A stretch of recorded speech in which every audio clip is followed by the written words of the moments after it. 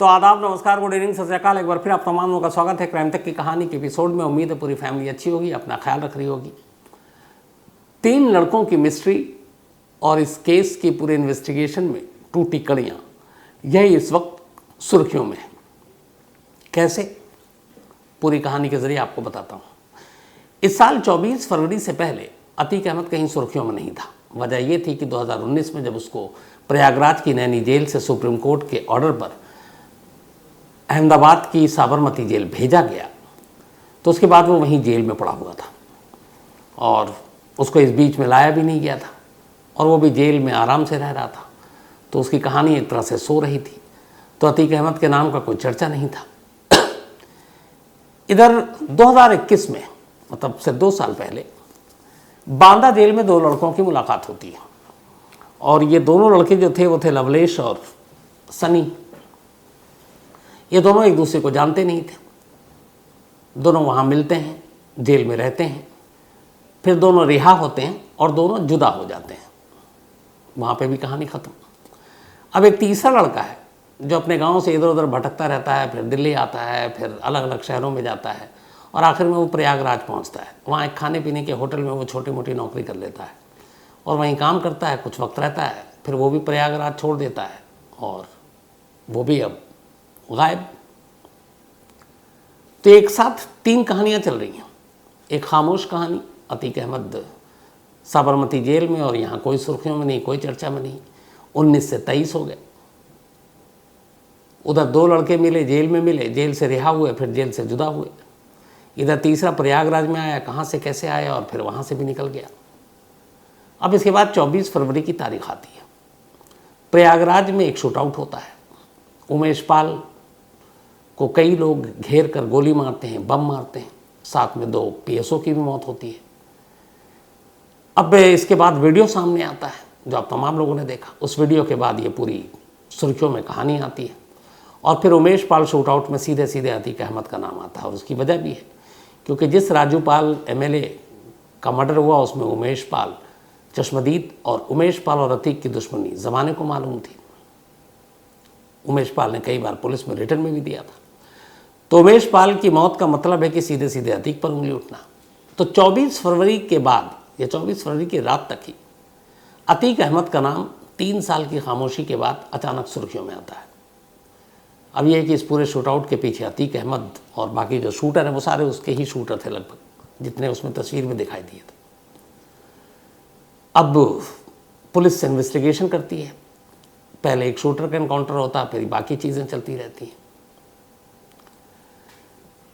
अब जो पुलिस की इन्वेस्टिगेशन है वो ये है कि जब ये शूट आउट हुआ उसके बाद अब ये पहली बार आया कि शायद इस शूट आउट में चूँकि मेन एक्यूज़ के तौर पर अतीक अहमद का नाम आया तो उसको साबरमती जेल से यूपी लाया जाएगा। और चूँकि ये क्राइम प्रयागराज में हुआ है तो उसको उसी प्रयागराज में लाया जाएगा जहाँ वो पला बढ़ा और जहाँ उसने आतंक, एक तरह से एक दशकों तक आतंक का राज कायम किया। तो जब ये पहली बार चीज़ सामने आई कि अब अतीक को प्रयागराज लाया जाना है, वहीं से साजिश की कहानी शुरू होती है।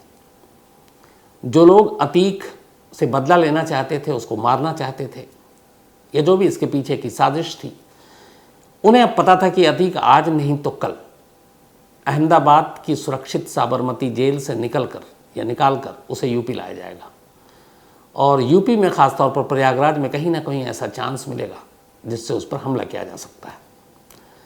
अब उनकी तारीख के हिसाब से थोड़ा मामला डिले होता गया। 24 फरवरी को ये इंसिडेंट हुआ था, 24 मार्च आ गया, महीना बीत गया, लेकिन अतीक अहमद की इस मामले में पेशी नहीं हुई।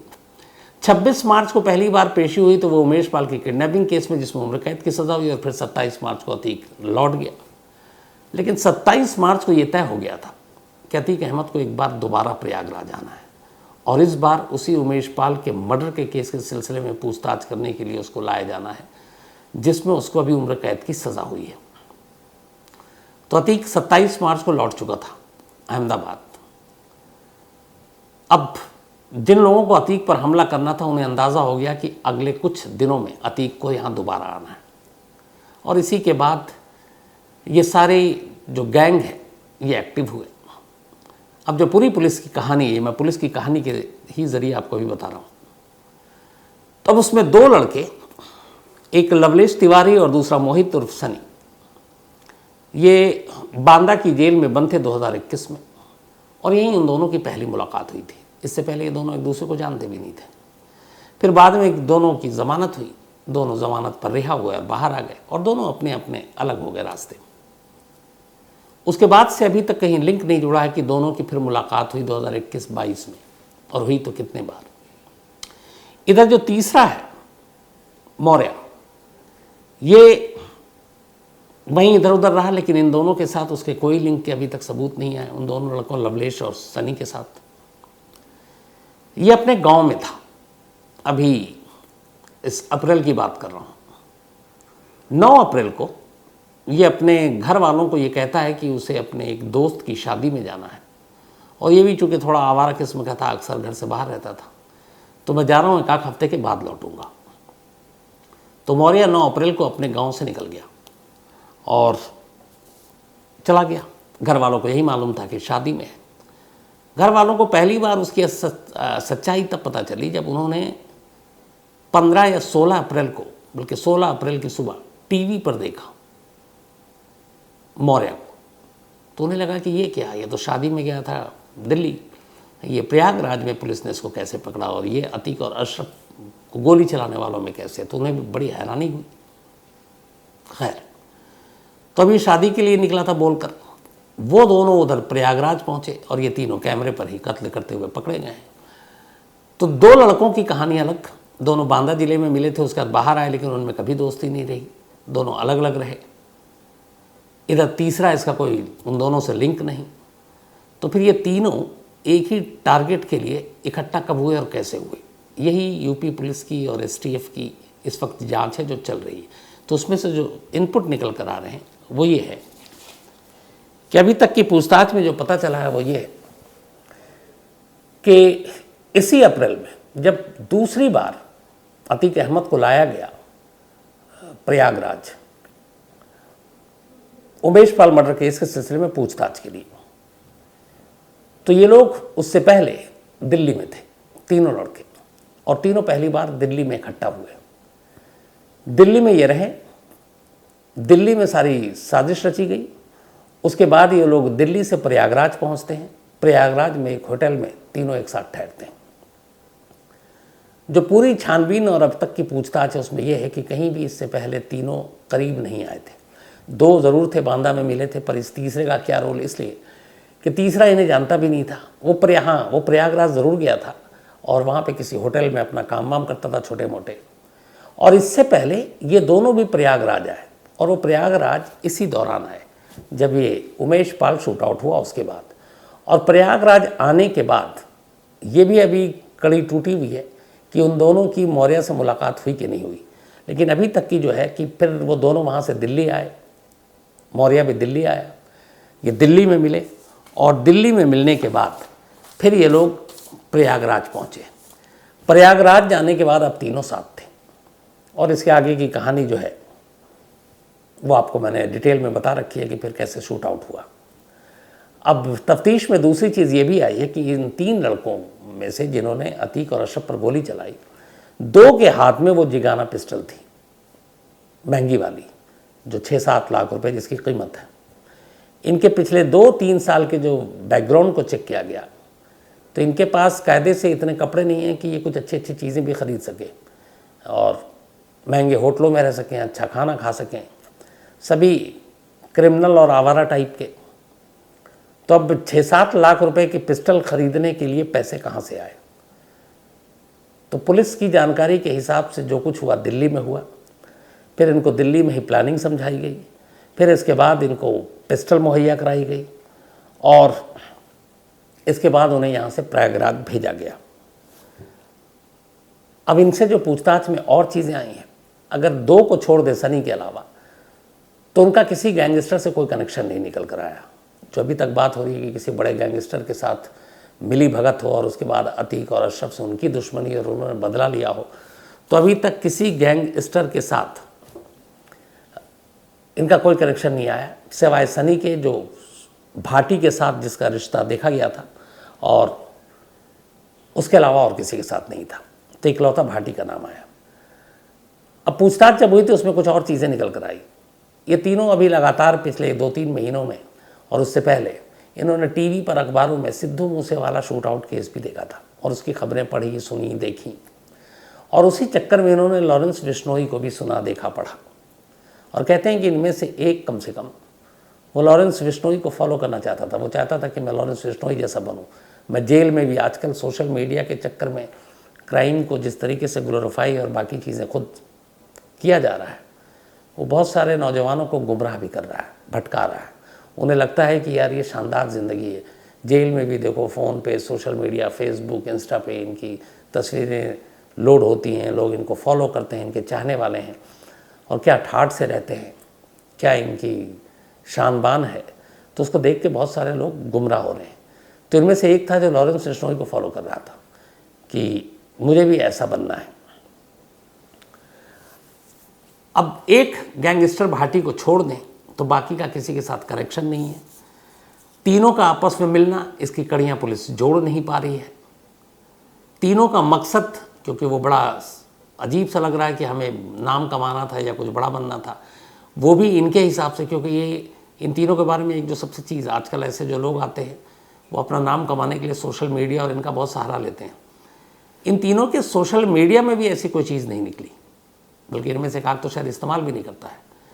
तो अगर नाम कमाना है, इस तरीके की चीज़ें करनी है, तो ये भी था कि इस इंसिडेंट को करने से पहले शायद उन्होंने कुछ पोस्ट डाला हो, कुछ रखा हो, कुछ बाद में पेश करते, लेकिन जो इनके फ़ोन वोन मिले उसमें ऐसी कोई चीज़ नहीं मिली है।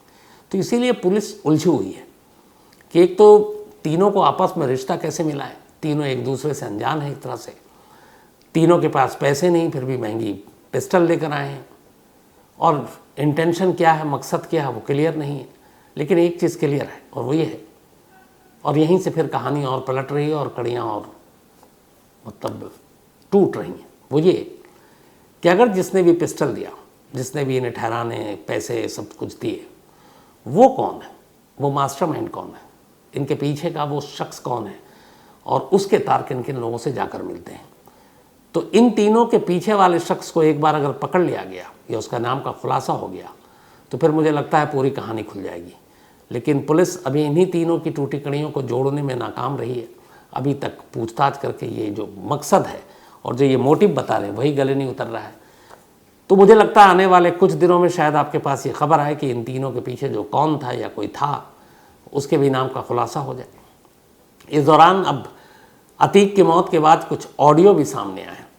एक ऑडियो है जिसमें अतीक अहमद एक शख्स को धमका रहा है, और इस ऑडियो से पता चलता है कि अतीक अहमद और अरशद पिछले कई सालों से जेल में है।